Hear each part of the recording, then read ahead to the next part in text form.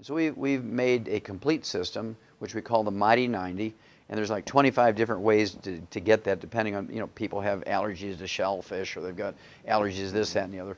So we've come up with 25 different ways to cover every known eventuality, whether they like liquids or capsules or whatever. We've covered all these things in what we call the Mighty 90. We assure them that they're going to get optimal in many cases 8,000 times, or 16,000 times, or 30,000 times the minimum data requirement.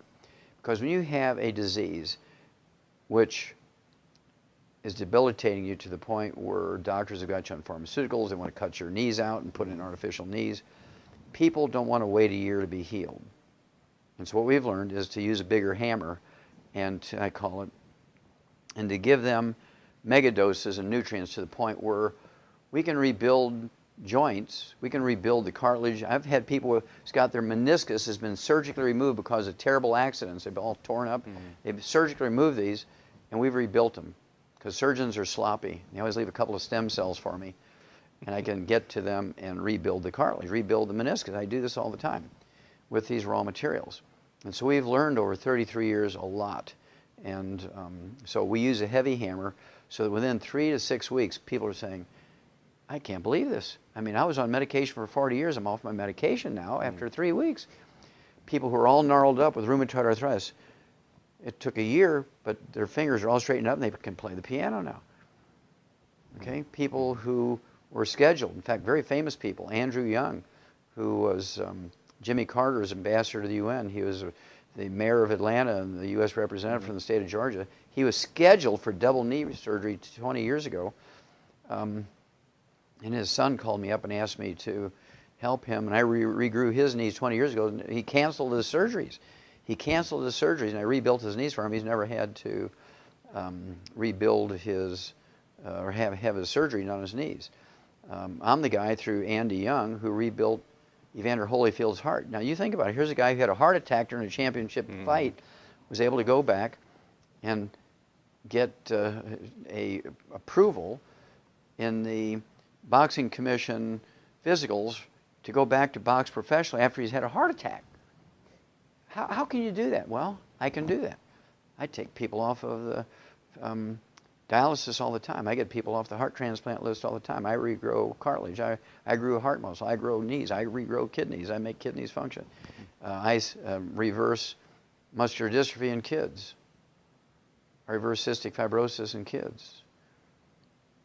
And so it's very, very gratifying. Oh, here's another one. Dementias. Big problem now with 80 million baby boomers coming along. They're all going to get dementia because they followed the doctor's advice. Alzheimer's disease is a physician-caused disease, just like vitamin D3 deficiency is a physician-caused disease. Erectile function and menopause are physician-caused diseases. I can tell by your face you're sort of like, what? Yeah, menopause, I thought that was something that... Well, menopause, our grandmothers went through menopause in 3 seconds without one hot flash. Now, our modern women spend half their life dealing with it, and they go through 3 husbands because guys can't stand it, right? And so basically what it is they've been told they got to give up cholesterol, right, in their diets. Well, cholesterol is the raw material for ovaries to make estrogen and progesterone.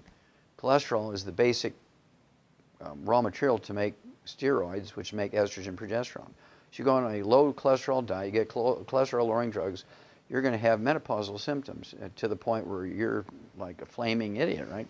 Men will have erectile dysfunction because testosterone is 95% by weight cholesterol. You want a cholesterol-restricted diet, cholesterol-lowering drugs, there's nobody home anymore, right? It's real simple. When it comes to Alzheimer's disease, 75% of your brain weight is this fatty insulation material called myelin.